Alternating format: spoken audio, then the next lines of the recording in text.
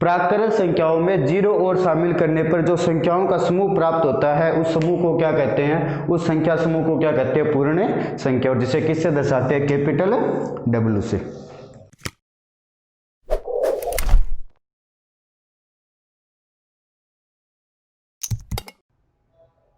नमस्कार दोस्तों, मैं मनोज राठौड़ स्वागत करता हूं आपके अपने YouTube channel brain box classes में। तो बच्चों, आज हम पढ़ेंगे संख्याओं के बारे में। बच्चों, हम जब भी अपनी गणित की किताब लेते हैं उसमें सबसे पहले जो चैप्टर मिलता है वो क्या मिलता है, संख्याओं के बारे में। तो हम आज उस चैप्टर को पढ़ेंगे जो गणित की क्या है, जहाँ से गणित की शुरुआत होती है। गणित की शुरुआत कहाँ से स्टार्ट होती है, संख्याओं से। तो हमारा आज का सबसे पहला टॉपिक है संख्या। तो संख्या में हम सबसे पहले पढ़ेंगे संख्या का रेखा पर निरूपण, यानी संख्या का रेखा निरूपण। उसके बाद में पढ़ेंगे संख्या के प्रकार। अपना दूसरा टॉपिक रहेगा संख्या के प्रकार, संख्या के प्रकार। और प्रकार के बाद में प्रकार में हम पढ़ेंगे संख्याओं का आपस में संबंध, संख्याओं में संबंध, संख्याओं का एक दूसरे से किस प्रकार संबंधित होती है वो पढ़ेंगे। और फिर पढ़ेंगे उसके बाद तीसरा टॉपिक रहेगा अपना संख्याओं के गुणधर्म,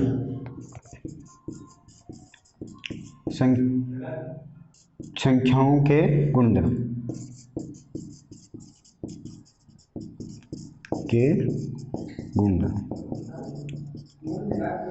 तो सबसे पहले पढ़ेंगे संख्या के बारे में, जिसका करेंगे सबसे पहले करेंगे संख्या का निरूपण। संख्या को संख्या रेखा पर कैसे निरूपित करते हैं, वो संख्या का रेखा का निरूपण। उसके बाद में पढ़ेंगे संख्या के प्रकार, और उसके बाद में संख्याओं के गुणधर्म। और प्रकार में पढ़ेंगे संख्याओं के आपस में संबंध। संख्याओं का प्रकार पढ़ने के बाद उनका आपस में किस तरह से संख्या एक दूसरे से संबंधित रहती है वो पढ़ेंगे। तो अभी शुरुआत करते हैं अपना पहला टॉपिक, संख्याओं का निरूपण। तो बच्चों, संख्याओं के निरूपण में सबसे पहले एक अनंत लंबाई की एक रेखा लेता हूं, जिसकी लंबाई क्या होती है, अनंत। कोई एक रेखा ली जिसकी लंबाई है अनंत, और इस रेखा को मैंने दो भागों में बांट दिया। माना मैंने यहाँ से बांटा और ये संख्या के दो भाग बन गए। ये कौन सा भाग, भाग फर्स्ट, ये भाग सेकंड। और जहाँ से मध्य बिंदु, जहाँ से संख्या रेखा को दो भागों में बांटा, उस भाग को मैंने लिया जीरो, जहाँ क्या है, जीरो। अब जीरो से बाईं तरफ एक हिस्सा बना बाईं तरफ का और एक बना दाईं तरफ का। तो जीरो से अपन दाईं तरफ बढ़ेंगे तो जीरो का मान बढ़ता जाएगा। पहले बढ़ा, अगर मैं जीरो से दाईं तरफ चलता हूँ तो संख्या का मान बढ़ता रहेगा। पहले बढ़ेगा 1, उसके बाद 2, उसके बाद 3, उसके बाद 4, और ये ऐसे बढ़ता रहेगा।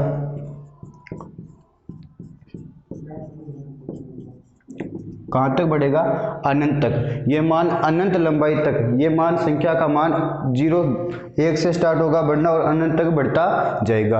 अब जीरो के बाईं तरफ मान चलते हैं, जीरो के बाईं तरफ चलते हैं तो संख्या का मान घटता जाएगा। पहले घटेगा 1, उसके बाद 2, उसके बाद 3, उसके बाद 4, उसके बाद 5, ऐसे मान घटता जाएगा और माइनस अनंत तक। ये मान माइनस अनंत तक ऐसे ही घटता रहेगा।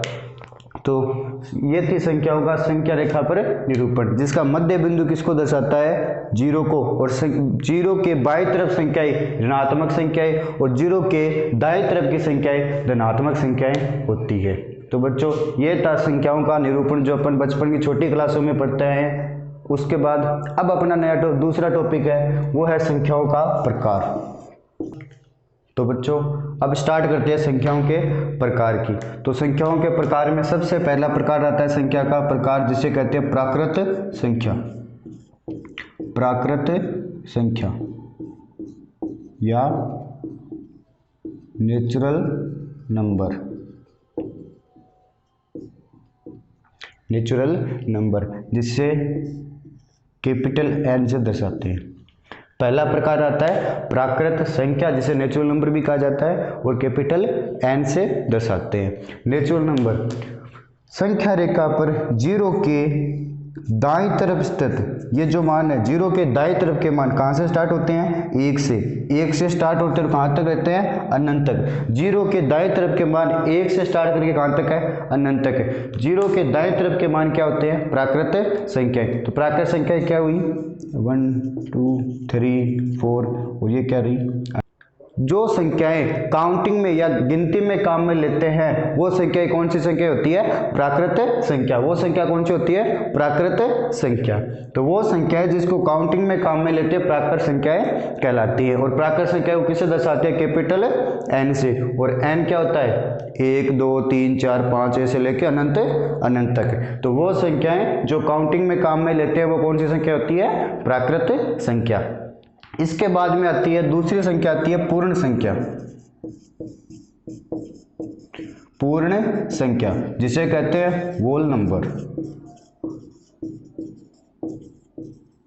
वोल नंबर जिसे कैपिटल डब्ल्यू से दर्शाते हैं, जिसे कैपिटल डब्ल्यू से दर्शाते हैं। तो बच्चों संख्या रेखा पर हमने ये संख्याएं पढ़ ली जिनको क्या कहा था, प्राकृत संख्याएं।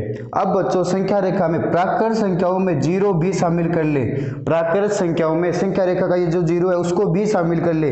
अब ये जो पार्ट बचता है और इस पार्ट में ये जो संख्याएं है 0 1 2 3 4 ऐसे लेकर अनंत तक, वो संख्या क्या होती है, पूर्ण संख्या। तो पूर्ण संख्या क्या होती है, प्राकृत संख्याओं में जीरो और शामिल कर ले। प्राकृत संख्याओं में जीरो और शामिल करने पर जो संख्याओं का समूह प्राप्त होता है, जो संख्याओं का समूह प्राप्त होता है उसे क्या कहते हैं, पूर्ण संख्या। तो मैंने प्राकृत संख्याओं में अगर जीरो शामिल किया तो मेरे पास संख्या क्या बनी, 0 1 2 3 4 और ऐसे लेके अनंत तक। तो प्राकृत संख्याओं में जीरो और शामिल करने पर जो संख्याओं का समूह प्राप्त होता है उस समूह को क्या कहते हैं, उस संख्या समूह को क्या कहते हैं, पूर्ण संख्या। और जिसे किससे दर्शाते हैं, कैपिटल डब्ल्यू से।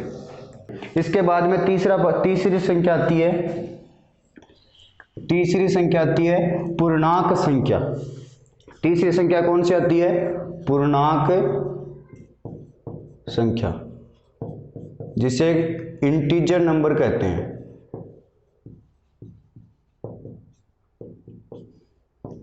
और दर्शाते हैं इसको कैपिटल आई से। बच्चों हमने संख्या रेखा के ये दो पार्ट पढ़ लिए। अब बच्चा ये संख्या रेखा का ऋणात्मक मान, ऋणात्मक मान संख्या रेखा पर जो ऋणात्मक संख्याएं हैं। अब पूर्ण संख्याओं में संख्या रेखा की ऋणात्मक संख्याएं और शामिल करने पर जो संख्याओं का समूह प्राप्त होता है उसे क्या, वो कौन से जो संख्याएं प्राप्त होती है, समूह प्राप्त होता है, उसे क्या कहते हैं, पूर्णांक संख्या। तो पहले अपने पास पूर्ण संख्याएं थी 0 1 2 3 4 ऐसे लेके अनंत तक, 0 से जो शुरू हुई थी और अनंत तक थी। अब इस संख्याओं में मैंने संख्या रेखा से संख्या के ऋणात्मक मान, 0 के दाईं तरफ के जो भी मान थे ऋणात्मक मान, उनको और शामिल कर लिया। कौन से, -1 -2 और ऐसे लेके माइनस अनंत तक के। तो पूर्ण संख्याओं में ऋणात्मक मान, ऋणात्मक संख्याएं और शामिल करने पर जो संख्याओं का समूह प्राप्त हुआ, जो संख्याओं का समूह प्राप्त हुआ उससे उस समूह संख्या समूह को कहते हैं पूर्णांक संख्या। तो पूर्णांक संख्या i बराबर, जिसे i से दर्शाते, तो i बराबर क्या बना, माइनस अनंत से लेके प्लस से अनंत तक, माइनस अनंत से लेके प्लस से अनंत तक। तो पूर्णांक संख्या क्या हुई, i बराबर माइनस अनंत से लेके प्लस से अनंत तक की संख्या क्या कहलाती है, पूर्णांक संख्या। इसके बाद में चौथी संख्या आती है परिमेय संख्या। कौन सी संख्या, परिमेय संख्या, जिसे दर्शाते कैपिटल Q से। परिमेय संख्या जिसे रेशनल नंबर भी कहा जाता है, रेशनल नंबर। ये जो शब्द बना होता है रेशियो से, रेशियो से। और रेशियो क्या होता है, दो संख्या। रेशियो को हिंदी में क्या कहते हैं, अनुपात। और अनुपात क्या होता है, दो संख्याओं का आपस में भाग। कोई भी मैंने दो संख्या ली, इसका उसका क्या आपस में भाग, वो क्या होता है, अनुपात। तो परिमेय संख्या कौन से किस तरह की होगी, अनुपात के रूप, जिसे कहते हैं, इस रूप को क्या कहते हैं, भिन्न रूप भी कहा जाता है। इसे क्या कहते हैं, भिन्न भी कहते हैं। तो परिमेय संख्या कौन सी संख्या होती है, परिमेय संख्या वो संख्याएं होती है जिनको भिन्न रूप यानी भिन्न रूप कैसा होता है? अंश और हर के रूप में, जिनको अंश और हर के रूप में लिखा जा सकता है। यानी वे संख्याएं जिनको अंश व हर के रूप में लिखा जा सकता है और हर का मान क्या नहीं हो? 0 नहीं हो, और अंश व हर क्या होने चाहिए? हमेशा अंश और हर के आप जो भी मान लेते हो वो हमेशा और हमेशा क्या होने चाहिए? पूर्णांक, कैपिटल आई। पूर्णांक संख्याएं होने चाहिए अंश और हर का मान कभी भी 0 नहीं होना चाहिए। और ऐसी संख्या जिसको अंश और हर के रूप में लिख सकते हैं वो संख्या क्या कहलाती है? परिमेय संख्या। तो परिमेय संख्या वो संख्या है जिसको अंश और हर के रूप में, या अंश और हर क्या लिखते हैं? भिन्न, जिसको भिन्न रूप में लिखा जा सकता है और हर का मान 0 नहीं हो और अंश और हर क्या हो? हमेशा और हमेशा कैपिटल आई में हो, यानी कि पूर्णांक संख्या हो। तो ऐसी संख्या क्या कौन सी संख्या होती है? परिमेय संख्याएं। तो कोई भी संख्या जिसको अंश और हर के रूप में लिखा जा सकता है, तो मैं इसका अगर उदाहरण लिखूं तो उदाहरण क्या बना? जैसे 3/2, ये क्या है? 3 क्या एक पूर्णांक संख्या है, 2 भी क्या एक पूर्णांक संख्या है, और हर क्या है यहाँ? 2, जो कभी भी 0 नहीं है। 2 का मान कभी 0 होता है क्या? नहीं होता। 2 का मान 0 नहीं है। ये अपनी कंडीशन ये भी सही हो गई और ये भी सही हो गई, और जिसको अंश और हर के रूप में लिखा जा सकता है, और ये क्या है? अंश और हर का रूप। ये 3 क्या है? अंश, 2 क्या है? हर, अंश हर रूप भी है। तो ये संख्या क्या हुई? 3/2 क्या हुई? परिमेय संख्याएं। तो परिमेय संख्याएं कौन सी संख्या होती है? परिमेय संख्या वो संख्या जिसको अंश और हर के रूप में लिखा जा सकता है, हर का मान कभी भी 0 ना हो और अंश व हर हमेशा और हमेशा क्या हो? पूर्णांक संख्या हो। तो वो संख्या कौन सी संख्या होती है? परिमेय संख्या। इसे क्यों से दर्शाते हैं? क्यों कि 3/2, इसका क्या मतलब हुआ कि 3 के मैंने भाग कर दिए, कितने? 2 भाग। तो इसे मैं इंग्लिश में क्या लिखते हैं? कोटेशन, यानी टुकड़े कर दिए इसके। तो इसके कोटेशन के क्यू कैपिटल क्यू से दर्शाते हैं, कोटेशन के क्यू से इसको दर्शाते हैं। इसके बाद में अपनी अगली संख्या आती है अपरिमेय संख्या।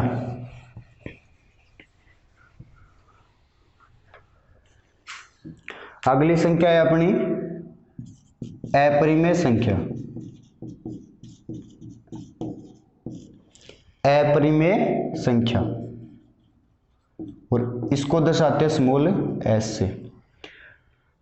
परिमेय संख्या को क्या कहा था? रेशनल नंबर, और ये होती है इर्रेशनल नंबर।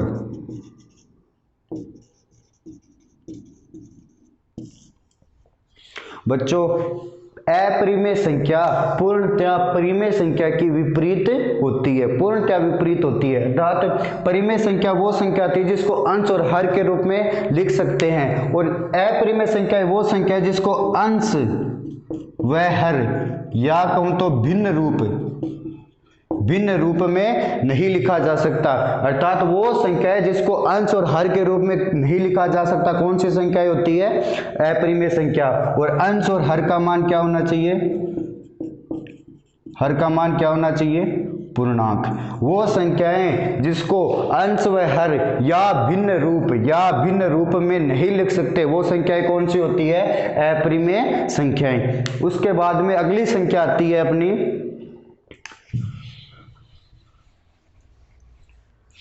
उसके बाद अगली संख्या है अपनी छठी संख्या है वास्तविक संख्या।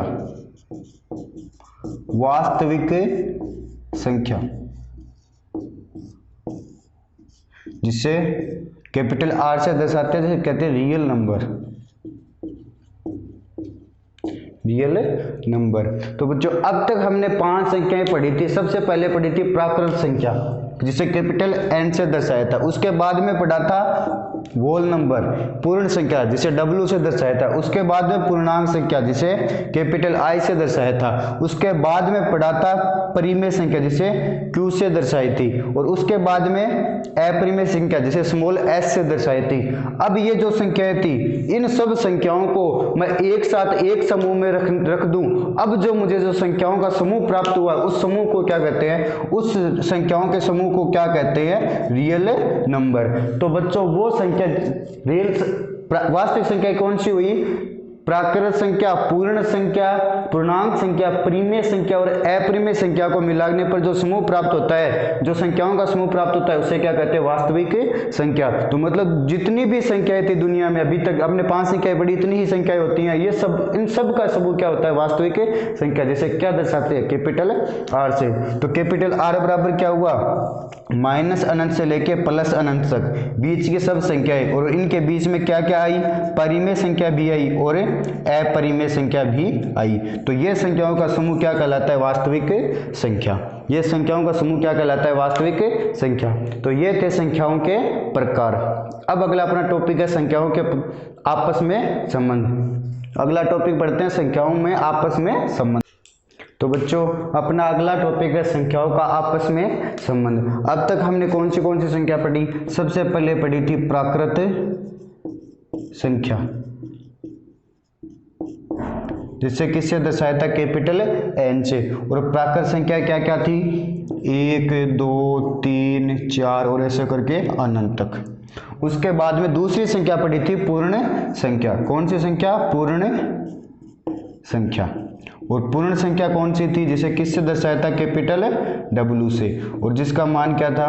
पूर्ण संख्या कौन सी हुई थी? कि प्राकृत संख्याओं में 0 और शामिल कर लेने पर जो संख्याओं का समूह प्राप्त हुआ, उसे क्या कहा था? पूर्ण संख्या। तो मैंने क्या किया? प्राकृत संख्याओं में 0 और शामिल कर लिया, तो ये कौन सी संख्या थी? पूर्ण संख्या। और इसके बाद में तीसरी संख्या थी पूर्णांक संख्या, जिसे किससे दर्शाया था? कैपिटल आई से। और पूर्णांक संख्या कौन सी थी? पूर्ण संख्याओं में ऋणात्मक संख्या, अपन संख्याओं का निरूपण किया था, उसमें जो ऋणात्मक संख्याएं थी उनको भी शामिल करने पर जो संख्याओं का समूह प्राप्त हुआ था, उसे क्या कहा था? पूर्णांक संख्या। तो पूर्णांक संख्या क्या थी? माइनस अनंत से लेके और प्लस अनंत तक की, ये सब संख्या क्या थी? पूर्णांक संख्या। और चौथी संख्या थी परिमेय संख्या, जिसे किससे दर्शाया था? कैपिटल क्यू से। और परिमेय संख्या वो संख्या है जिसको अंश और हर के रूप में लिख सकते हैं, वो संख्या क्या थी? परिमेय संख्या। और अंश और हर का मान क्या हो? हमेशा पूर्णांक संख्या, और हर का मान कभी भी क्या ना हो? 0। वो संख्या क्या थी? परिमेय संख्या। तो परिमेय संख्या के उदाहरण लिखूं तो क्या थे? ये सब क्या थी? परिमेय संख्या। उसके बाद में थी अपरिमेय संख्या, जिसे दर्शाया था स्मॉल s से। और अपरिमेय संख्या वो संख्या है जिसको अंश और हर के रूप में इस तरह से ना लिख सकते, वो संख्या कौन सी थी? अपरिमेय संख्या, जैसे √2 √5, इनका मान निश्चित नहीं होता, इसलिए ये क्या संख्याएं हैं? अपरिमेय संख्या। और छठी संख्या थी रियल नंबर, वास्तविक संख्या। वास्तविक संख्या, जिसे किससे दर्शाया था? कैपिटल आर से। और वास्तविक संख्या क्या थी? इन सब को मिलाकर जो संख्या होती है उसको क्या कहा था हमने? वास्तविक संख्या। तो वास्तविक संख्या माइनस अनंत से लेके प्लस अनंत तक थी, जिसमें क्या शामिल था? परिमेय संख्या भी शामिल थी, और जिसमें अपरिमेय संख्या भी शामिल थी। और ऐसा जो समूह था उसे क्या कहा था? वास्तविक संख्या। अब अपन पढ़ रहे हैं संख्याओं का आपस में संबंध। तो संख्याओं का आपस में संबंध किस प्रकार होता है देखते हैं, चलो। तो बच्चों सबसे पहले कौन सी थी? प्राकृत संख्या। उसके बाद में संख्या कौन सी प्राप्त हुई? पूर्ण संख्या। तो ये किस प्रकार आपस में संबंधित हुई? प्राकृत संख्या और पूर्ण संख्या आपस में किस प्रकार संबंधित है देखते हैं। देखो बच्चों, पूर्ण संख्या क्या आती? प्राकृत संख्याओं में खाली मैंने क्या शामिल कर दिया? 0 और शामिल कर दिया। अब मुझे संख्याओं का समूह प्राप्त हुआ, उसे क्या कहा था? प्राकृत संख्या। तो मैं कह सकता हूं कि प्रत्येक प्राकृत संख्या, इन्हीं में तो मैंने 0 शामिल किया था, तब क्या बना था? पूर्ण संख्या। तो मैं कह सकता हूं कि प्रत्येक प्राकृत संख्या क्या है? एक पूर्ण संख्या है। यानी कि जितनी भी प्राकृत संख्या है वो क्या होती है? पूर्ण संख्या भी होती है। तो मैं इसे लिख सकता हूं कि प्रत्येक प्राकृत संख्या यानी प्रत्येक n क्या होता है?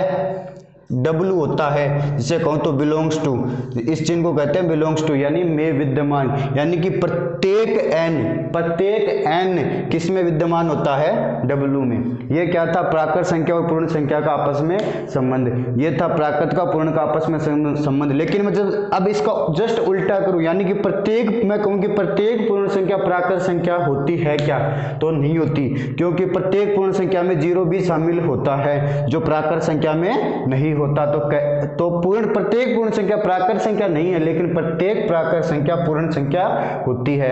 लेकिन मैं अगर W में से क्या घटा दूं, W लिख दूं 0 नहीं है, यानी कि W में शामिल नहीं किया मैंने, पूर्ण संख्याओं में अगर 0 शामिल नहीं किया, अब जो संख्या प्राप्त हुई है, अब जो जितनी भी पूर्ण संख्या है वो सब की सब क्या है, प्राकृत संख्या, क्योंकि मैंने 0 हटा दिया, अब जो मुझे संख्या मिलेगी वो खुद क्या मिलेगी, प्राकृत संख्या। तो अब जो प्रत्येक पूर्ण संख्या है वो क्या है, प्राकृत संख्या। तो ये था प्राकृत का पूर्ण के साथ में संबंध।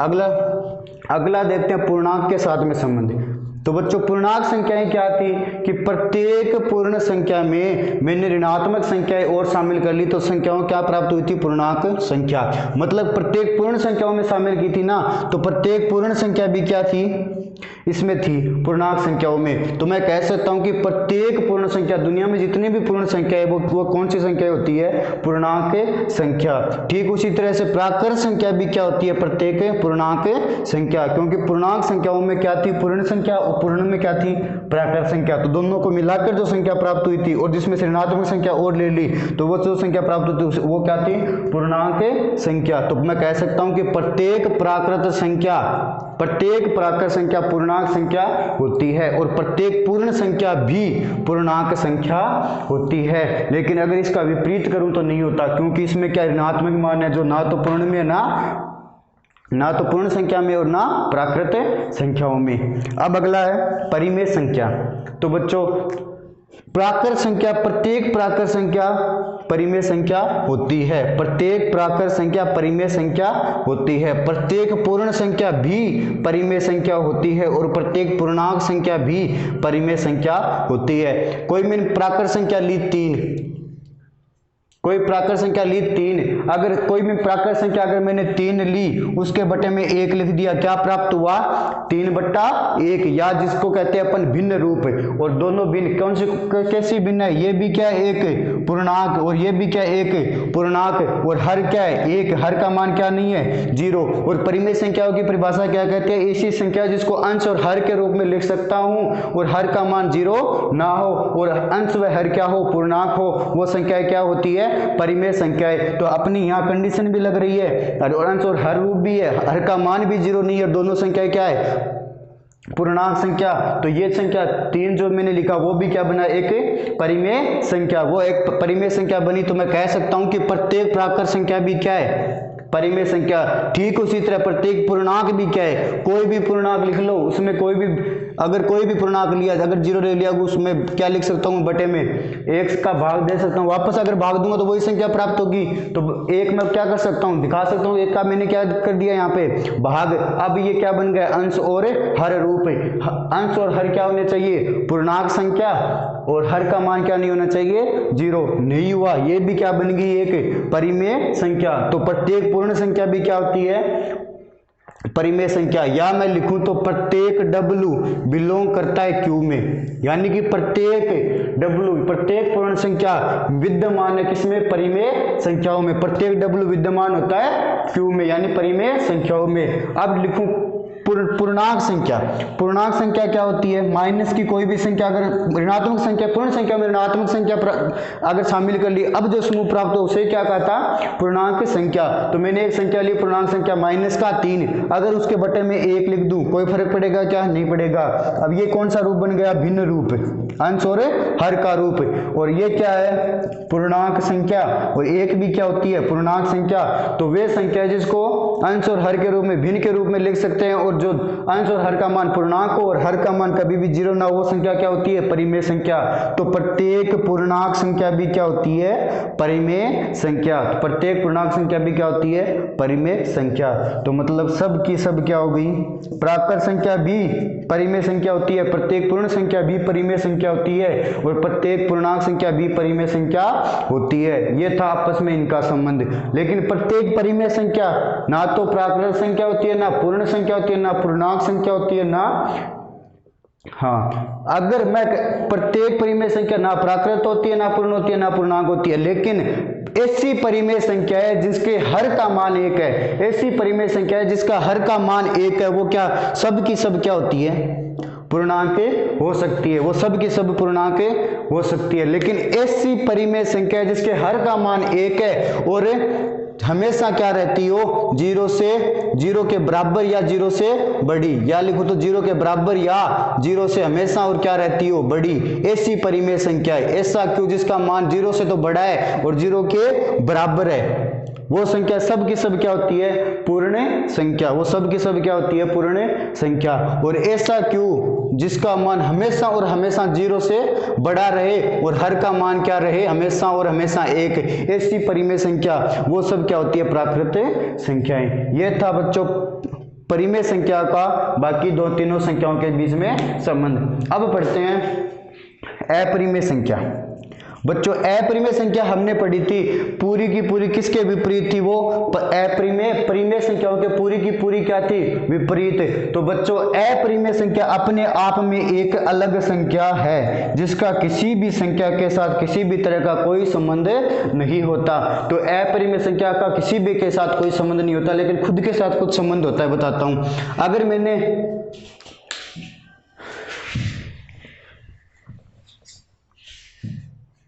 पढ़ते हैं अपरिमेय का खुद के साथ किस तरह से संबंध होता है। यह संबंध इस तरह से होता है, मैंने कोई भी 2 अपरिमेय संख्या ले ली। कौन सी? √2 और √3। अगर मैं इसको व्यापक रूप में लूँ तो a और b 2 अपरिमेय संख्या ली है। अगर a में से b घटाया, a का हमें कुछ ना कुछ प्राप्त होगा, और b में से a घटाया अभी भी कुछ ना कुछ प्राप्त होगा, और एक a में b जोड़ा अभी भी कुछ ना कुछ संख्या प्राप्त होगी, और b में a जोड़ा अभी भी कुछ ना कुछ संख्या प्राप्त होगी। अगर a और b दोनों अपरिमेय संख्या है और दोनों अपरिमेय संख्याओं को जोड़ा, जोड़ने पर वापस जो संख्या प्राप्त हुई है माना उसको क्या है? c। और अगर वो संख्या c प्राप्त हुई तो c हमेशा और हमेशा कौन सी मिलेगी? अपरिमेय संख्या है। तो अपरिमेय संख्या किसी के साथ किसी भी तरह से संबंध नहीं रखती, केवल खुद के साथ ही संबंध रखती है। किस तरह का संबंध? कि अपरिमेय संख्याओं में कोई भी दूसरी अपरिमेय संख्या जोड़ दो, कोई भी दूसरी अपरिमेय संख्या जोड़ दो, उसके बाद जो भी संख्या प्राप्त होती है वो खुद भी क्या प्राप्त होती है? अपरिमेय संख्या। किस तरह भी जोड़ दो दोनों को, अगर जोड़ोगे आप अपरिमेय संख्याओं में कोई भी दूसरी अपरिमेय संख्या जोड़ोगे तो जो संख्याएं प्राप्त होती है वो संख्या क्या होती है? वापस और वापस अपरिमेय संख्या। अगर मैं बात करूं बाकी की, तो बच्चों अगर a का मान बराबर नहीं है b के, अगर a बराबर नहीं है b, अगर ये कंडीशन फॉलो कर रही है, फिर दोनों संख्याओं में b में से a घटा दो या a में से b घटा दो, उसके बाद जो संख्या प्राप्त होती है वो भी क्या होगी? अपरिमेय संख्या। वो भी क्या होगी? अपरिमेय संख्या। लेकिन अगर a का मान मैंने बराबर कर दिया किसके? b के, तो b में से अगर a घटाया तो भी क्या प्राप्त हुआ? 0, और a में से b घटाया वो भी क्या प्राप्त हुआ? 0। तो 0 क्या होती है? एक परिमेय संख्या। अगर मैं तो कह सकते हैं अगर a और b का मान अलग अलग है, 2 डिफरेंट अपरिमेय संख्या, उस बाद में उनको दोनों का बाकी कराओगे तो जो संख्या प्राप्त होगी वो संख्या कैसी होगी? अपरिमेय संख्या। लेकिन ये अगर a और b का मान दोनों का क्या है? सेम, तो जो संख्या प्राप्त होगी घटाने पर वो संख्या कैसी होगी? परिमेय संख्या। कौन सी संख्या प्राप्त होगी? परिमेय संख्या। ये था अपरिमेय का संबंध। अब आती है वास्तविक संख्या। वास्तविक संख्या। तो वास्तविक संख्या कौन सी थी? वास्तविक संख्या वे संख्याएं थी जिसमें प्राकृत भी शामिल है, पूर्ण भी शामिल है, पूर्णांक भी शामिल है और परिमेय भी शामिल है और अपरिमेय भी शामिल है। तो ये किस तरह से संबंधित हो गई, मैं कह सकता हूं प्रत्येक प्राकृत संख्या रियल नंबर या वास्तविक संख्या होती है, प्रत्येक पूर्ण संख्या भी वास्तविक संख्या होती है, प्रत्येक परिमेय संख्या भी वास्तविक संख्या होती है, प्रत्येक पूर्णांक संख्या भी वास्तविक संख्या होती है और प्रत्येक अपरिमेय संख्या भी वास्तविक संख्या होती है। दुनिया में जो भी सब संख्या है वो सब क्या है, सब की सब क्या है, वास्तविक संख्या होती है। तो ये था बच्चों अपना, आज हमने पढ़ा संख्या का निरूपण, संख्या के प्रकार और संख्या के बीच में आपस में संबंध। अगला टॉपिक है अपना संख्याओं के गुणधर्म, जो पढ़ेंगे अपन अगली क्लास में। तब तक बने रहिए हमारे साथ। धन्यवाद।